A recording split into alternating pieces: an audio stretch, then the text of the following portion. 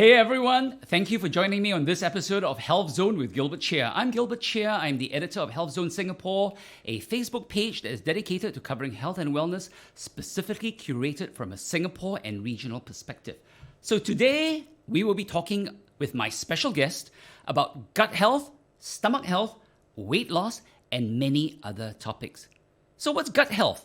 Let's face it, most of us only think about our guts and stomachs when they give us problems, like when we get indigestion, gastric pain, ulcers, bloating, constipation, and so on. The rest of the time, we tend to ignore our guts, and even worse, we abuse our gut with bad diets, alcohol, stress, and more. But gut health is so important for our overall health, and we should all be paying much more attention to this complicated body system.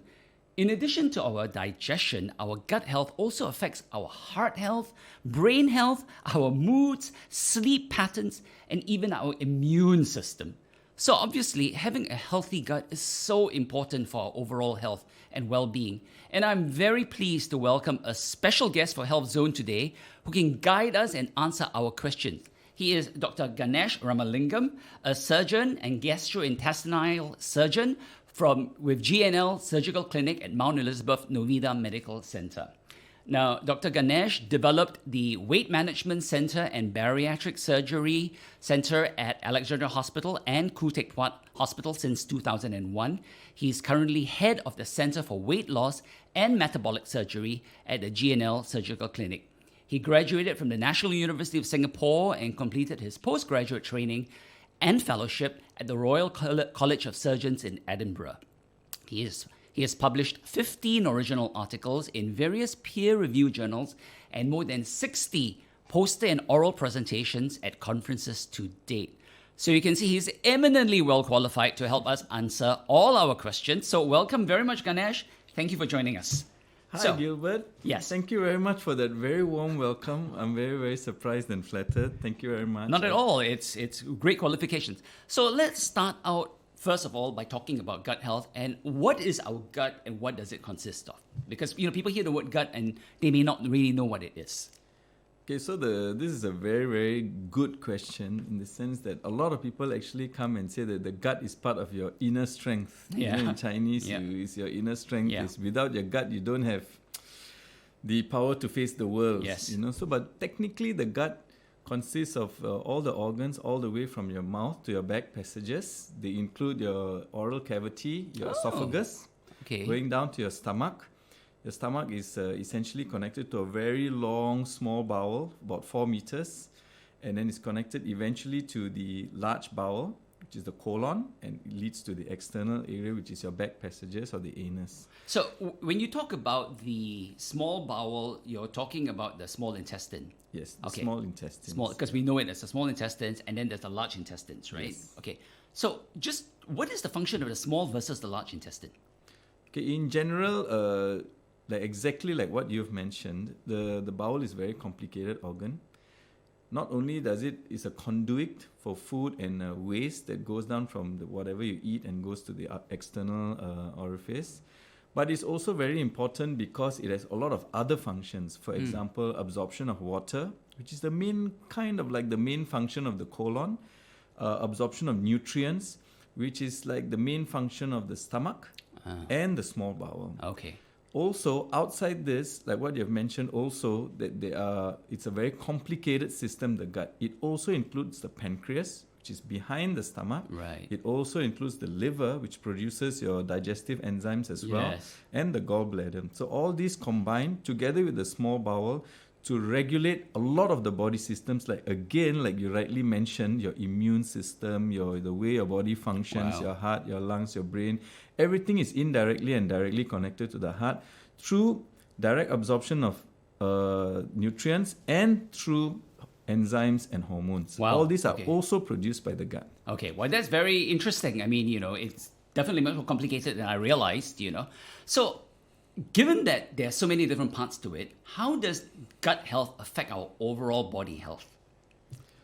Directly. Okay.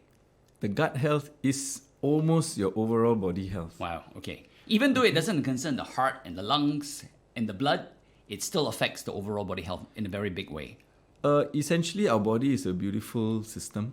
It's an amazingly beautiful and complex system where everything is interconnected. Yes. Everything is interconnected from the air that you breathe. It goes into your lungs. It is absorbed into the blood system, the vascular system.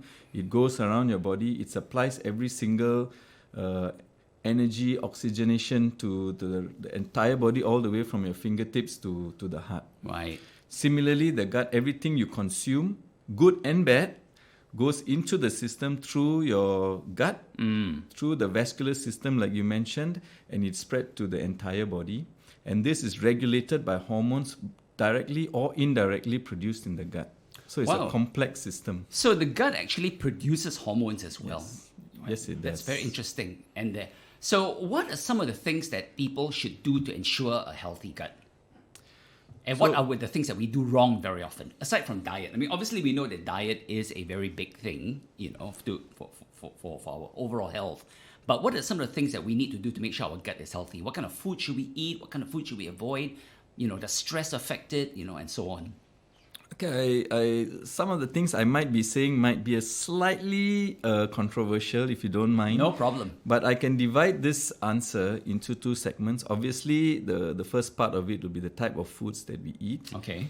But there's a second part of it that is a growing concern, and is what many in the audience will be very cognizant of, will be how to look after the gut in terms of when to eat and how much to eat. So what you eat is important. When and how much to eat is also important. Oh, very interesting. So there are many schools of thought for the part two of the answer. But the first part of the answer is the old adage of balanced diet is always the best for you. Yes, okay. Portion size should always be small. A balanced diet of carbohydrate, protein, and fat should always be there. Okay. Added to it with a correct blend of vitamins, minerals, and nutrients. That should be, in general, what's good for you. Of course, too much of any of these food groups will also be bad. Too much protein, maybe. Too much fat, maybe. Or maybe just no fat and no protein might not exactly be good for you. Sure, yes. But in general, there are other things that might not be good for your gut, which includes, for me, I'm a little bit more specialized towards the upper GI, which is the esophagus, stomach, and the small bowel. Very acidic food and preserved food full of preservatives will be bad for you. Okay. In general, it will be things like heavily acidic foods include coffee, spicy food, vinegar, carbonated or aerated or gassy drinks.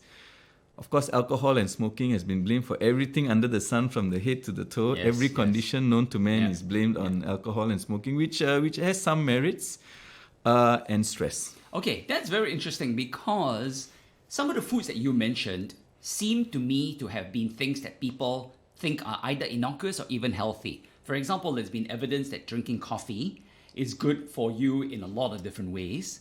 But are you talking about excess consumption of either coffee and vinegar and acidic foods, or are you just talking about avoiding them in general? Okay, I can't get anything past you, Gilbert. You are an expert.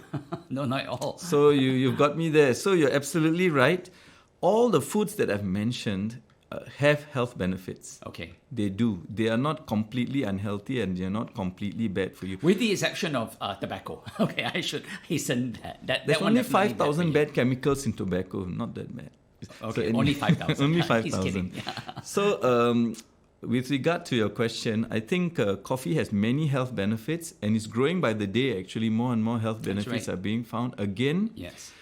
chili has tremendous, or spicy food, or even the chili has Yes. tremendous amount of health benefits. It's very, very good for your body, your system. Iron, vitamins, antioxidants, nutrients, fiber. You have it all in that little chili. Yep. However, it's very acidic. Okay.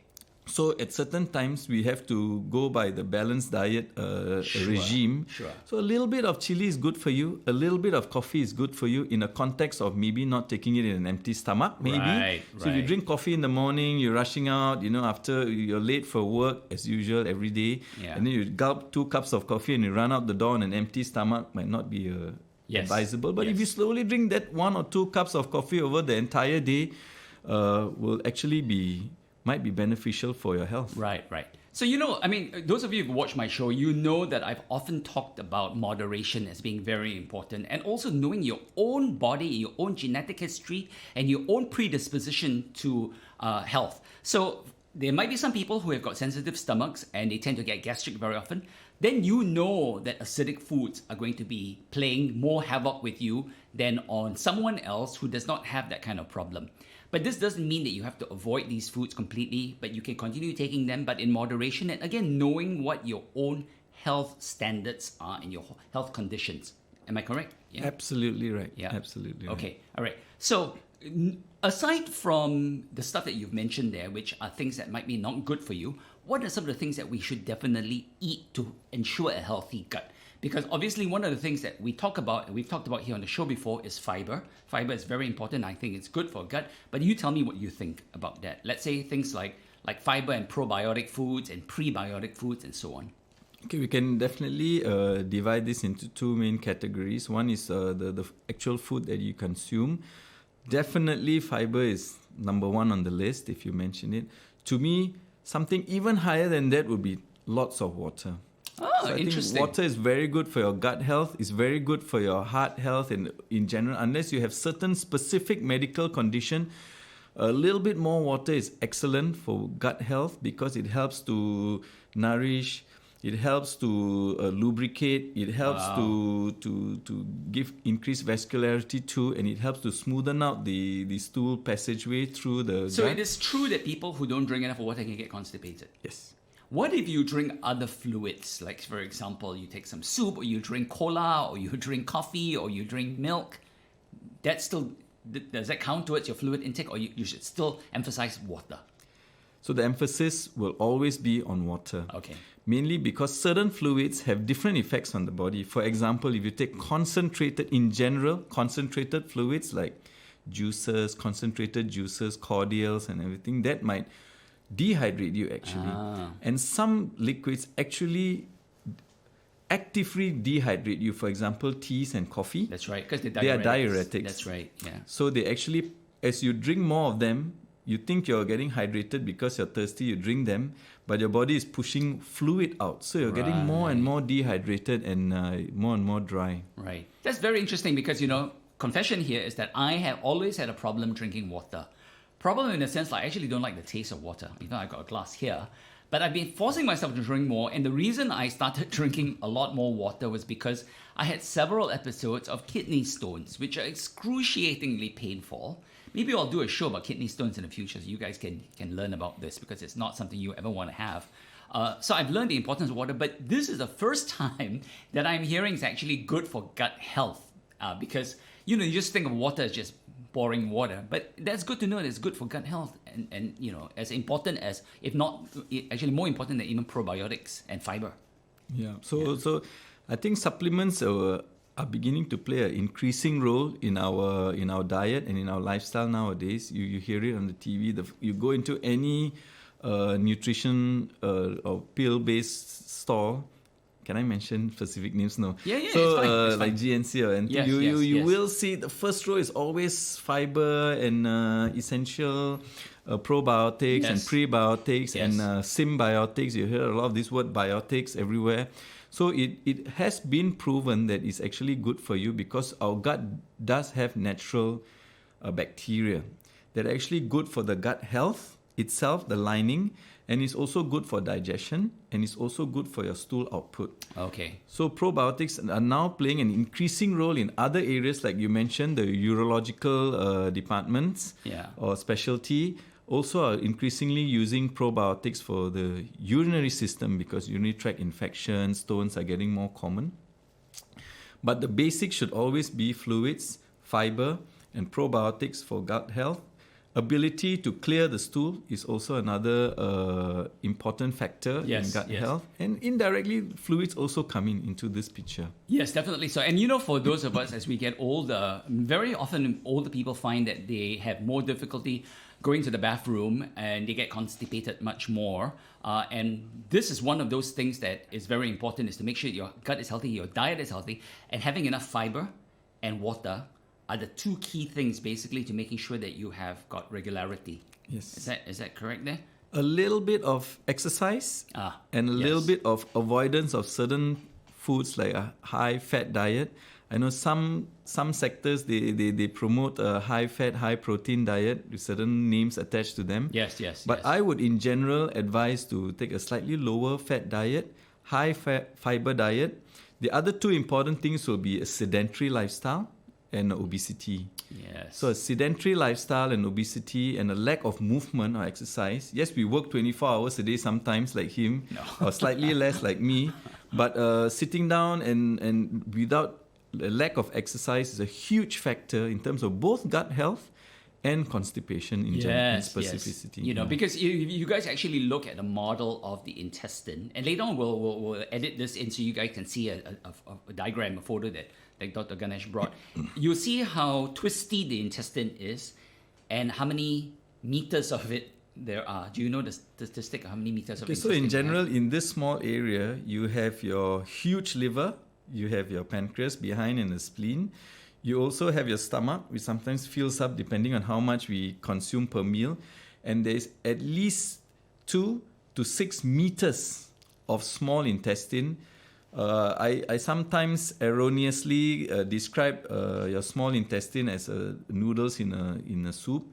It just floats around this area with a little bit of fluid that lubricates the movement of the small intestines. Wow. And then the large intestine is about 80 centimeters to 1.2 meters. Wow, okay. That's a lot of things in this area. Yeah, that's amazing. So if you think about it, right, you've got this whole complicated, twisty gut intestines there. So if you don't move and you're sitting in front watching your TV most of the day, as some people who are watching this, personally I know you're watching this, and you know you have this kind of sedentary lifestyle, it's harder for the food to move out, right? Yes. So exercise is very important, in that sense there. Yes, it is. So that's important to know. So let's talk about the immune system for a little bit then. How does the gut health actually affect the immune system? Because a lot of people may not know this, or they heard about this, they don't quite understand this. But your white blood cells fight infections, but your gut is also very important in the immune system. And tell us a little bit about that and how that works and what we should then be feeding ourselves to strengthen our immune system or to make sure our immune system is not weakened. Okay, so again, Gilbert, you're just too knowledgeable for most of us. I think you have more knowledge about that than me. To be honest, I kind of like this topic. It's kind of like a little bit of a pet topic for me in terms of the gut. And I do advise my patients accordingly, because to me, the gut and the immune system are almost one and the same. They're so interconnected. Wow. Because there are many ways where the body inside is connected to the outside. One is, of course, the breathing system, the respiratory system. The other one is the gut, because a lot of things that you consume through here is taken into the blood vessels and into the rest of your body. That's why your liver comes in, because your liver cleans up the blood and cleans up a lot of things that you consume orally from the blood. Right. Okay, so to directly answer your question, is the first line of defense is, of course, the lining of the gut. So, for example, the stomach is very acidic. So soon after you eat food, it ends up in the stomach. It is very acidic. The pH level of the stomach is about 5.5. And that kind of like destroys most bad organisms when it goes into the stomach and cleanses it before it goes into the rest of the gut for absorption. Right. Okay, so that's your first line. So the lining of the stomach is very important defense against the bad guys or the bad bacteria, viruses, fungus and everything. Okay. And even certain toxins.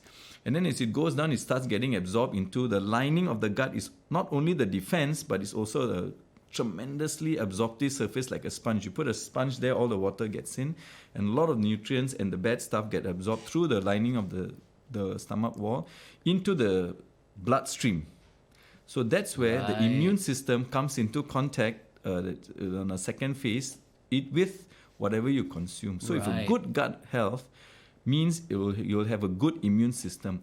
The current exciting theory is that everything absorbed by the gut triggers the immune system. So some people believe that, for example, a foreign protein, red meat, eggs, milk, dairy products, when they get absorbed into the system, even at a young age, newborns, for example, when they take powdered milk, it goes into the bloodstream and triggers the immune system. And when it triggers the immune system, because it's a foreign body, foreign protein, it's not mother's milk or something. So if it's foreign protein, the immune system get triggered. And when the immune system get triggered, then it produces, for certain individuals, an immune response. That means the manifestation of an immune response, which will include, for example, sinusitis. So every morning, oh, my nose is running all the time. Asthma attacks, and commonly, skin conditions. I'm sure everyone in your show have heard of eczema, for example, allergic reactions of the skin. And the other common manifestation is gut symptoms. Lots of gas, loose stools, or even rarely constipation can also be directly linked to the immune response to certain foods that you eat. But not everybody will have the same immune response. No. And certain people, when they eat these things, they're perfectly okay with that, right? So what then determines whether a person has this kind of bad immune response? Because many of us eat red meat, proteins, and all that, have no problem there. So why is it that some people will have this kind of allergic reaction? Because is it an allergy or is it an autoimmune response? Because there's a difference there, right? Yeah. So it's a spectrum. So to answer the second question, it's actually a spectrum. When you eat something, you get a bit of gas, you pass it out, case closed. So that could be some kind of like a hyperimmune reaction, or maybe a little bit of itch and then it's gone. Or it could be a full-blown allergy reaction where the whole body bursts out into this redness and Hives swelling, and you have diarrhea and hives and itch, and you get very ill, your airway gets blocked, you can't breathe. So that's the other end of the spectrum. Vast majority of us, I would say, I don't know, just throwing out a number, maybe 99% of us will end up somewhere in between. Okay, between no reaction and severe reaction, which the severe reaction can actually be life-threatening, like it can block the airways, can cause a full-body reaction. And more importantly, all of us, or most of us, will end up somewhere in between. And the manifestations, like you rightly pointed out, will be different for every single one of us. It's absolutely different. Partially, it's a genetic kind of response. Right. So some of us are a little bit more prone to getting these reactions than others. The simple example I can give is lactose intolerance. Yes. So I kind of like can't drink dairy products or consume dairy products because I do get a little bit of gas and loose output. Yeah. And some people love milk. They drink milk all the time. Many cups a day, cheese, milk, yogurt, and everything. So that it's one always has got different. a genetic component because 90% or higher of East Asians and have got lactose intolerance, whereas Caucasians don't have that problem so much. So that's interesting there. Very interesting. So definitely you can see the effect there. So I want to talk a little bit about something that you touched on earlier, because I think a lot of Singaporeans are affected by this, which is excess acidity in the stomach. Obviously, a lot of people get gastric. They call it gastric, which is basically excess acid, right? Gastritis. How much is this related to diet, and how much is this related to other factors, for example, stress and genetics? So for me, if you ask most of my patients, or all of my patients in fact, the number one cause is always diet and lifestyle. Okay, it has to be diet and lifestyle because we are not born with it, unless with a little bit of a genetic component. Okay. We are, in general, it's always diet and lifestyle. I do give them a list of common foods that are acidic. Technically, they are also potentially good for you, like what I've mentioned: coffee, spicy food, vinegar, and the only thing that I personally dislike is carbonated drinks. So that's a personal thing. So carbonated drinks is carbonic acid, vinegar is acetic acid, and chili has their own natural acids. The other group is the second group is the issue. Firstly, it's smoking. Of course, it's very bad for you. It does get into the gut and it makes the whole gut red, because I do endoscopy or gastroscopy often. And some people will go and have a little bit of a smoke before they come up for their procedure, and the whole stomach is red. Wow. It's red and swollen. Wow. Alcohol is, of course, the other cause.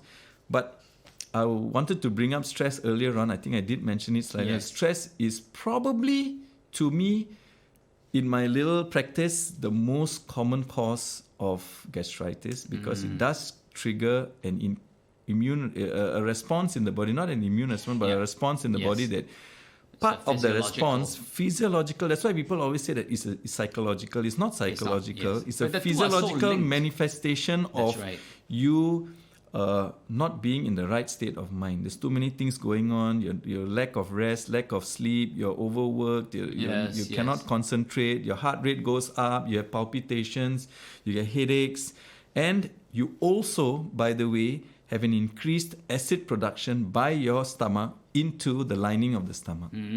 That is part of the response of stress. Right. So it is physiological, it's not psychological. Yes. So and the two are very linked, because certainly a psychological thing can cause the physiological reaction. That's why when you're frightened, your heart beats faster. I mean, so the heart is beating faster. That's a physiological thing that's triggered by a psychological thing. So the two are interlinked there.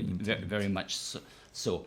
So the other thing which I just quickly also want to touch on is when we talked earlier about probiotics, and we see a lot of it now being sold for us to consume. You know, I've believed often that the best way to get any nutrient that we need is obviously through the diet. That is the best way, rather than popping a pill. But I also realize that very often people do not eat the kind of diets they should be eating, and there is a lot of gap in their nutrition. So that's when supplementation becomes very important, especially in this modern world. I realize when you look at how people are eating right now, you know, the hawker diet, for example, where you eat a bowl of noodles or a plate of rice, is very deficient in a lot of nutrients. So how important is probiotic supplementation? And again, you know, I don't want to get too technical here, but I've noticed when I look at the list of ingredients, basically the bacterium cultures that are in probiotics, they vary from brand to brand. And there's maybe 7 at the most in each one, whereas the number of bacteria that we actually have in our guts runs into thousands, right? So how could a supplementation of 7 bacteria in a pill help us in the gut? What's your thought about that? So that is very interesting. I think to answer that question, you will probably get a Nobel Prize. So actually, a few of my friends are trying to answer that question. I'm not advertising for them. I'm not part of that group either, but they are doing microbiome cultures of stool. So they're actually asking for samples, and it's by a government grant, and they're doing this study where they actually take stool and they culture them to see exactly what bacteria is in there, and correlate them to symptoms in your body and see whether which of them are matching. So the studies are still ongoing. But in general, those that you have in the tablets, so there's 2 components to the probiotic tablets that we take. It can be a tablet, it can be a powder, I think they even have the liquid version now. There's 2 components. One is the type of bacteria. So like you've rightly mentioned, there's somewhere between 5 to 15 types of bacteria with all fancy long names that even I can't pronounce. So they have these various forms. And I think a Lactobacillus casei, which is your Yakult, which is, shall I mention trade names? Yeah, that's fine. Yakult is the most popular from last time.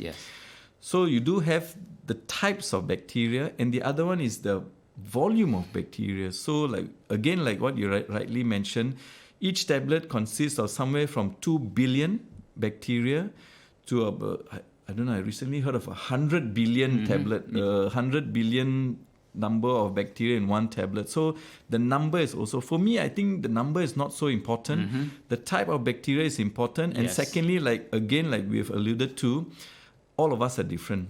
So certain probiotics might work for you, but might not work for me. So we have to kind of like experiment as well with which probiotics work for us in terms of our symptoms. So we must know why we are taking the probiotics. Is it for gas? Is it for, you're not digesting food well, you feel very bloated, uncomfortable, the stool habits are changing, maybe getting looser. So you take some probiotics. And then the important thing is, to me, is the response that you have towards each probiotic. I do sell a couple of brands of probiotics, but I ask people to go and explore other brands that actually works for them in terms of symptom resolution. Okay, but in general, I would say that I would prefer a symbiotic. So now it goes to the specifics. So there's something called a probiotic, which is the actual bacteria. The prebiotic, which is technically, it is the food for to simplify it, it's actually the food for the bacteria. That's so when right. it goes in, it actually feeds on the probiotic, feeds on the prebiotic, and it multiplies. Yes. And therefore, this tablet is called a symbiotic. Right. Okay. So you don't have to take that high volumes, because I do believe that if you take too high volumes of probiotics, you actually have worsening symptoms of Yes. diarrhea and all Yes, this kind of yes, thing. yes. And some people actually make it at home. They have this sugary stuff that they do. And Yeah. make it at Kefir. home.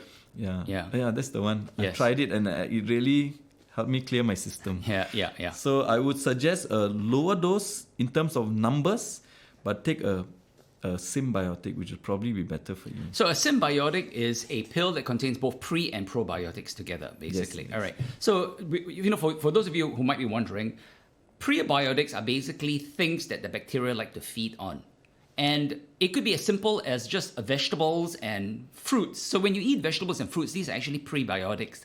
And the bacteria in your gut loves these, right? So if you have a healthy diet where you're eating fiber, as I keep telling you guys that we all need to do, then you won't need so much to be taking supplementation of probiotics. But the problem, again, is that many of you don't eat the correct way. So you have these symptoms. If you're navigating the probiotics and prebiotics, I would suggest you talk to your doctor and try and get a prescription for these, or at least get a recommendation for this. And again, as Dr. Ganesh said, you try these out and you see how your reaction to it has been, because I've tried prebiotics. I find that for me, having a sort of a diverse diet helps me more than just the prebiotics or the probiotics supplementation. But it will be different for some of you there. So I think that's an important thing there. So the next question that we want to talk about here basically is what is the best way to deal with acid reflux? Because that's another thing that we find a lot of people suffering from is, you're sleeping at night and the acid comes out. And very often, people may not realize that they have got this, but they develop the symptoms. A friend of mine was trying to figure out why his voice was getting hoarse. He loves to sing. He could not sing the certain notes. And he said, something is wrong with my throat. He went finally to see an ENT, and they said that your throat, your esophagus has been damaged by acid. And it's because he had acid reflux, which he didn't realize. So can you talk a little bit about this? And if a patient comes to you with acid reflux, what do you tell them? Okay, this is very interesting, because acid reflux, even though there's only two very short, small words called acid and reflux, so there are two separate components of the entire syndrome, so very aptly described as the acidic part of it and the reflux part of it. So acidic part means that there's too much acid in the stomach, and the reflux part of it is the backward flow of acid from the stomach to the esophagus. Mm-hmm. Technically, if those car enthusiasts, you've heard of a valve where the petrol goes one direction, but it will not go backwards into the tank again. So it's called a one-way valve. Yeah. So when you eat, the food goes down, and even if you do a headstand after that, the one-way valve closes, and then it doesn't allow the food to come back up again. In time, there will be a little bit of acid that moves backwards, just a little bit, but your body is more than capable of repairing it. When this little movement of acid from the stomach backwards starts increasing in volume and frequency, then you actually have a syndrome. So it's called the acid reflux syndrome. So like we've mentioned, there's two components, the acid and the reflux. The acid, like we've also alluded to, the type of foods that you eat, stress, alcohol, smoking, irregular meals. And irregular meals is a separate topic by itself. Yes. And then you have the reflux component. So the reflux component, I tell patients that, there's certain things you can do with your lifestyle that you can avoid reflux. For example, small meals many times a day would be good. Not only does that prevent increased pressure in your stomach and a backward flow of fluids, it also reduces the amount of gas so you don't have so much burping. Secondly, you must sleep with a head up position. For example, with a triangular pillow so that you don't injure your neck at the same time. Put extra pillows on your head and your neck. Some people even elevate their beds a little bit if their reflux is severe. And finally, other than the less acidic food intake, I also tell them not to eat too late at night. In general, the food takes about 2 hours to go from your mouth into the stomach and clears out of the stomach. So you want to make sure that the food has cleared out of your stomach before you lie flat when you go to bed. And this takes usually about 2 to 3 hours. So does your stomach manufacture more acid after you eat and then less so after that? So when you go to bed, let's say you've eaten and it's been 3 hours since your last meal, is the amount of acid in your stomach less then? Oh, that's a good question. Wow, you really got me there. So to be honest, it's a yes and no answer, but in general, it's no. Okay. Mainly because the acid production in the stomach, like I mentioned, is also controlled by hormones and enzymes and everything that floats around in your bloodstream. And if you're not actually eating, or you don't have a stimulus of food, like for example, aroma of nice cooking and all this, your body doesn't actually create gastrin to stimulate the stomach to produce acid. So actually your acid levels drops. Okay, all right. So that's important there, because obviously one component of it is that if you eat too quickly and your stomach is busy digesting and you go and lie down, you're going to get a problem there.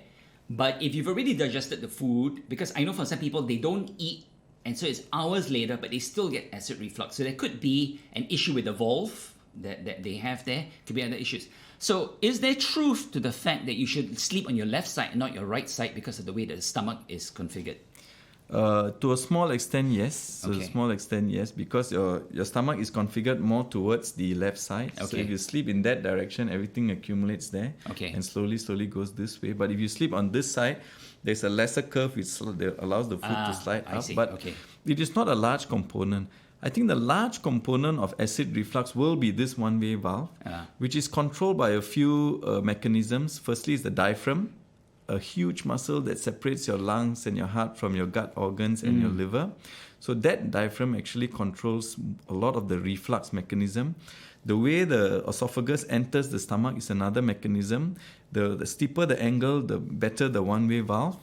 And then, of course, the pressures in your tummy, which will include like even heavy exercise, although I do not discourage heavy exercise, but heavy exercise also helps to push food up. And of course, obesity. Obesity is one of the causes of reflux syndrome. Interesting. Because I think that, is it true also that as people get older, they tend to have more of an acid reflux problem because the muscles weaken? That's one of the mechanisms. Right, yes. yeah. So that's one other thing there. So what causes the stomach and colon cancer? Because that's another big topic that we want to talk about. Briefly, can you touch about that? Because colon cancer is the number one killer in Singapore. We've talked about this on our show before, which is shocking. It actually kills more people than any other cause in Singapore. It's eclipsed lung cancer, for example. And that's why I told you guys, go for a colonoscopy once every 5 years or 10 years, depending on your own family history of it. And I just had mine done not long ago by Dr. Ganesh. So, highly recommend you go and get a colonoscopy. But tell us a little bit about what causes colon cancer and stomach cancer. And I think colon cancer is obviously much more common than stomach cancer. But what are some of the things that we need to do to make sure that we don't get this? Okay, so simply put, there's a genetic cause and there's a spontaneous cause. There's an environmental cause.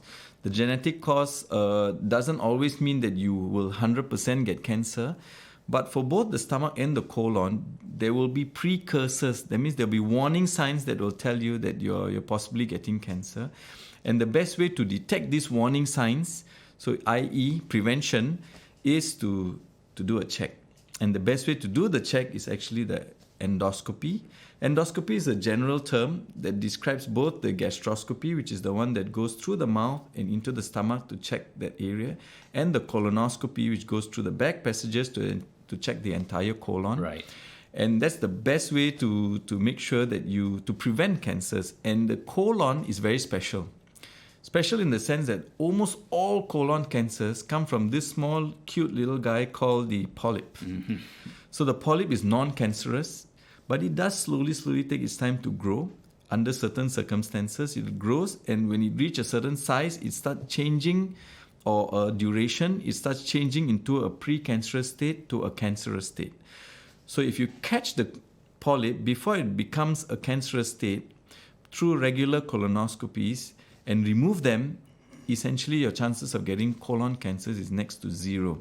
Similarly, for the stomach, there are precancerous conditions. For example, a high acidic environment for many years can change the lining from a chronic gastritis, for example, to a hyperplasia to a metaplasia to a dysplasia. So plasia means cellular change. So all these fanciful medical terms, it essentially means that the adaptive response of high acidity over many years causes the cells to change, and this change eventually will lead to malignancy or cancer. So we have to cut this process somewhere in between and control our diet and lifestyle like what we have mentioned. Similarly for the esophagus as well. Esophageal cancers are important to know, even though most people have not heard of it, because we have been talking about gastric reflux. Yes. So the reflux indirectly over a long period of time do cause esophageal cancers. And drinking very hot liquids also is a trigger, right? Yes, yeah. it is. Yeah, Yes, that's the other thing there. So it's certainly interesting, and the fact that colon cancer is so preventable. Certainly, there should not be so many. What is the role of the bacteria in the causing of stomach cancer? Because there is also a bacterial component that can trigger this, right? Yes, there is. The pylori. Yeah, so to rewind back to your first point, you're absolutely right. The cancer registry has shown that the colon cancer is the number one cancer in Singapore in terms of raw numbers. Okay, even among the sexes, it's the number one cancer in males and is in the number two cancer in females next to breast cancer. Yeah. So added together is in Singapore is number one. That's why the Singapore government is actively promoting colonoscopy screening. And the government has also come up with, after discussing with a panel of experts, a protocol where to give you a guideline on when to do colonoscopic screening. Again, you've got it absolutely right. There are three main areas that you should do colonoscopic surveillance or checks at least. If you have symptoms, that means you have bloatedness, you have discomfort, you have change in your stool habits, you have bleeding, you have loss of weight, and maybe even feeling a lump in your tummy. You have a strong family history, and there are certain guidelines of when you should do that when you have a strong family history of one or more close relatives that have cancers. And number three, age above 50, where your prevalence of getting cancers increases. So age above 50, the recommendation is to do 5 yearly scopes, regardless of whether you have a positive family history or you have any symptoms. Yes. The other thing that I might want to add in is that if you have had a previous scope and you do find any abnormalities, then the 5 yearly screening has to be shortened. That's right. Yes. And what is the role of the bacteria in so stomach bacteria-wise, for me, one of the causes of colon cancer is the stasis of stool in the colon. If it stays there too long, both the stool itself and the fact that your stool is not moving and circulating and rubbing against the colonic wall and the toxins that are present in the stool, all this create an environment that will increase the likelihood of colon cancers, and this will include the bacterium that's present in the stool. So ideally, you should clear it often, which is the hardest to assess. We can never assess whether our colon is clear or not. And then we cannot be scanning you every day to make sure whether your colon is perfectly clear. Yeah. And secondly, the bacterium itself can irritate the lining enough, either through a low-grade infection or otherwise, to stimulate the cells to become a cancerous cell. Right. What about the role of bacterium, the specific bacterium for stomach cancer? Because there's a test for that as well, right? So stomach cancer is very interesting. Routinely, every single scope, and a lot of people are actually doing blood tests, there's a Helicobacter pylori bacteria that actually can cause gastric cancers. It's been estimated that 2% of people who have a Helicobacter infection can develop colon cancers over a decade or two. So the time period is very long, but most of us procrastinate and do that. So 10 years actually passes by quite quickly. But most importantly, the statistic that we have to remember that a lot of us actually do have Helicobacter infection. Even in Singapore, it's been estimated that 10 to 15% of us actually do have Helicobacter infection, and we're not even testing for it. Okay. Yeah, so that can be a precursor. It's been estimated to cause I see. Okay. colon cancer and reflux associated. But just because you have it does not mean that you're going to get cancer, obviously. But then again, what we talked about earlier is just as important because the screening is what catches it, regardless of what the cause might be. Yes. Right. So that's the thing. So I think that's about all the time that we have. It's been a fascinating discussion. Thank you so much, Dr. Ganesh, for your time and for all of your insights. We've really been very valuable. We've covered colon cancer in a previous episode of Healthzone, so please do go back and look at that if you watched that if you've not seen it. And thanks very much for joining us for this episode. We hope you find it valuable. Please do write in, comment, and subscribe with any questions you might have that we can then answer in a future episode. And we'd like to have Dr. Ganesh back again another time with more questions. So thanks very much for joining us on this episode. And we will see you again next week for another episode of Health Zone with Gilbert Cheah. Thanks so much. Thank you, Gilbert. It's a pleasure. It's a pleasure.